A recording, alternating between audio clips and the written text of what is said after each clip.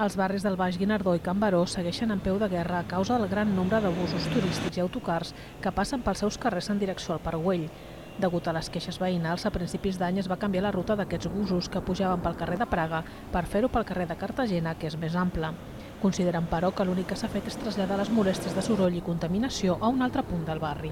Al carrer Cartagena, aquests taruos d'autobusos de 2 pisos, quan el semàfor està en vermell, per tornar-lo a posar en marxa costa molt i moltes vegades tenen que fer baixar els passatgers, posar-lo en marxa, arrencar una mica i tornar a fer pujar perquè no són capaços ni d'arrencar. Ja no diem el dia que plou, ja no diem l'embotellament que fa.